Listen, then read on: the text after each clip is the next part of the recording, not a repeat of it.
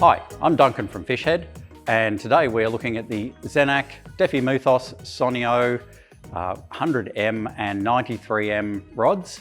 These are the new Type R versions. So we decided to do two rods together this time because on paper these rods are very similar. Main difference being one is 9'3", the other is 10 foot. They have some differences in the taper, but they are designed to do the same sort of things. So these rods are built for PE 2 to 3 lines, casting from around 10 to 70 grams with plugs and up to 100 grams with jigs. And they suit generally a 5,000 or 6,000 size reel. They're a really good mid-weight shore casting rod for a variety of species. So they're a really popular choice, but we're just going to break it down, the differences between them, so you can see what is going to be the best one for you. Okay, starting at the butt, we've got the cork butt section there. Then there's a little metal spacer, nice little Zenaq spacer. You've got the hexagon reel seat, which the Zenaq made reel seat. That goes into the hexagon shaped grips, which is recently the newer ones have become a bit harder material and a bit sharper edges on them, so they sit just a little bit better in your hand, even more than the older ones.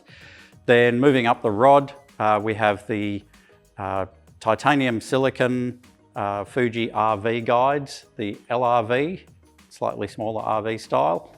And from there, we've got titanium silicon K guides all the way through to the tip, utilizing the Zenaq RG system, which is larger numbers of smaller guides all the way through to the tip there. And then you've got the little assist style guide quite close to the tip as well. Okay, so how do they bend? So this one is the 100M. So you've got reasonably soft tip to start with. So nice flex, and that flexes through to about the top third of the rod. Just a nice steady loading all the way through there. And then that continues on until you hit about the halfway mark, and then it really firms up. You can definitely feel it tapering up there at the halfway mark, going down to a more powerful bottom end. With the 9.3,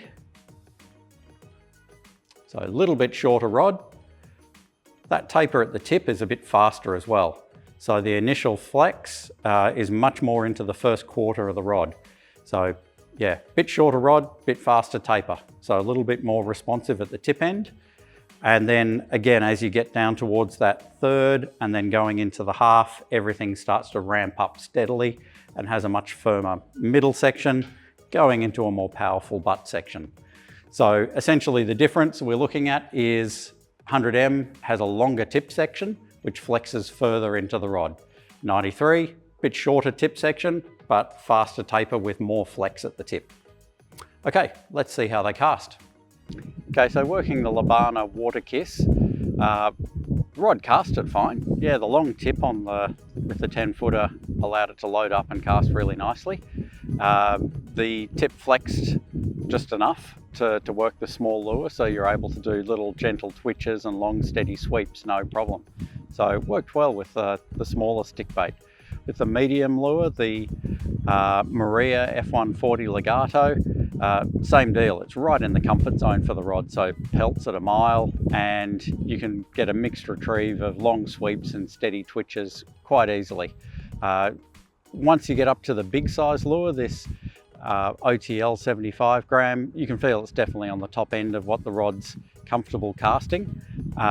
Sweeping wise, it's definitely easier with long steady sweeps with the bigger lure, but you can do short twitches as well.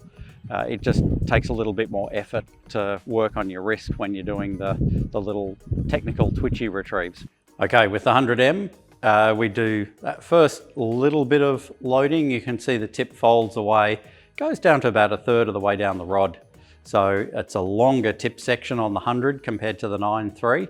And yeah, a bit more progressive loading further into the rod before you hit that power section at around about 1/3 of the way down. Then as we go to lift, you can see the tip folds out the way nicely, going into that mid section, which has got a fair bit of power there, and then down into the bottom section where there's plenty of strength down around that first, second guide section. Okay, so casting with the smaller lure, the Labana Water Kiss 14 gram, the rod handled it fine, yeah, casted a really good distance. The first thing that I noticed when I started sweeping the lure with the rod is the very light tip feel of this rod. So it makes it extremely easy to do a variety of long sweeps, little twitches and more aggressive actions, even with the smaller Water Kiss lure. Moving on to the Maria Legato, the F140, that one was right in the middle of the rod's range, so it did everything really well. So wide variety of retrieves, no problem, cast distance great. Then moving up to the 75 gram, the OTL, you can definitely feel it's on the top end of the cast weight for the rod, but with this nice elastic tip on the rod, no trouble doing a big variety of actions from long sweeps to little twitches, walk the dog, pretty much everything works great.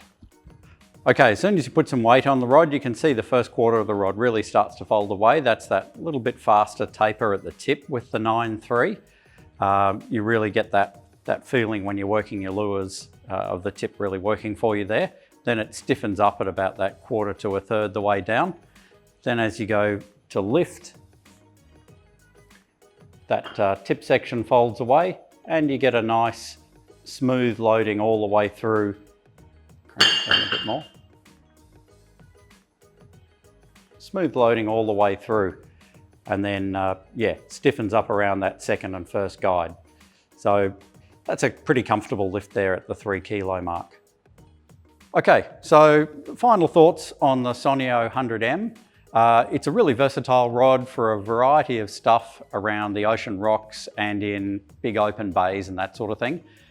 For a fairly wide range of species in Australia, it's going to be tailor salmon, smaller kingfish, up north for queenfish, small trevallies, things like that. So big variety of those 1 to 10 kilo fish that you're likely to catch all around the coast. The 100M really excels at doing a wide variety of lure weights. It had no problem casting from the lightest end down around that 10-15 gram mark, right up through to the throwing jigs at around the 100 gram mark. The bigger plugs, the 75 gram stick bait, the OTL, when you're throwing that big wind resistant plug, that certainly felt like it was right on the top end of what it was comfortable with. But yeah, big range going from that 15 to 75 in casting stick baits and minnows, that sort of thing. So it covers a very wide range there and no problem doing a large amount of jigs. So working lures and things, it really excelled with the jigs. The longer tip section just gets a nice rhythm and bounce going to help work the jigs for you. So really takes a lot of the effort out of it. When you're working the stick baits and minnows and that sort of thing, long steady sweeps works great. But when you start to twitch the lures a lot more and try and do more technical retrieves, the longer tip starts to tire your wrist out a little bit more. So I think you can do just about any kind of lure on this rod, but it certainly does excel with the jigs especially. So up next we have the Sonio 93M. So this rod again it's an all-rounder versatile rod. It casts really nicely from the lightest weights at that 14 gram Labana right through to the 75 gram OTL that we threw. You could definitely feel on the 75 grammer that it was getting that big stick bait moving was pretty much on the limit of what the rod was comfortable with, but the range is quite massive for what it was able to do a fishable casting distance with, and also able to cast a wide variety of jigs very easily. So yeah, super versatile as a rod for catching a variety of species around Australia, pretty much anywhere you go on the ocean rocks or big open bays. Those fish from sort of 1 through to 10 kilos, this rod covers a huge number of bases. What it does extremely well is working stick baits, poppers, minnows, that sort of thing, where you want to do more technical style retrieves. So beyond just a steady sweep, when you start using your wrist to do walk the dog actions, little twitching, popping, that sort of thing, the fast taper on this tip section here really helps to get those lures moving and getting a nice reaction from the lures. And yeah, that slightly stiffer, as it works into the stiffer midsection there, you can pull the lures through the water really, really easily. Where it was slightly less good was working the jigs, because it doesn't have a long bouncy tip section. It takes a little bit more effort to get a nice rhythm going working the shore jigs. So it definitely biased towards the minnows and stick baits, a little bit less so towards the shore jigs. Being 9'3", that's again makes it feel very light in the hand compared to 10-foot rods. The balance of the rod is more towards the butt, so the tip feels really nice and light, and that makes it very easy to use for long sessions. So where the 9'3" might not be so good for some people is around some ocean rocks where you've got lots of loose rocks and bommies in front of you and you need to lift line around those rocks. Having the slightly longer rod might be more helpful, but certainly for ease of use, 9'3" is the most comfortable to use for long sessions. Okay, so the two rods together, really the difference is the tapers at the tip there. The 9'3" really excelled when it came to working stick baits and minnows. The shorter length is easier on your wrist when you're doing more technical retrieves. It just makes doing those walk the dog techie retrieves very, very easy and less stress on your body. The 100M, the longer flex in the tip, definitely made it easy to get a good rhythm going when you're working shore jigs. So they're both rods that can do everything, but definitely the 9'3" excels when it comes to working topwaters, minnows, that sort of thing, doing more technical retrieves. The 100M excels when it comes to working the shore jigs, getting that nice steady rhythm going, and also very easy, just long steady sweeps of the rod for standard sort of retrieves. Certainly some people are going to be biased more towards the longer rod or the shorter rod. Some people just like long rods because they can steer around rocks and breaking waves and that sort of thing more easily. Other people will always go for the lighter feeling rod. So it's a nice mix to have here. The two rods basically designed for catching the same sort of fish, but yeah, both biased slightly different. So all in all, I think two very useful rods. Thanks very much for watching. We'll be back again soon with more videos.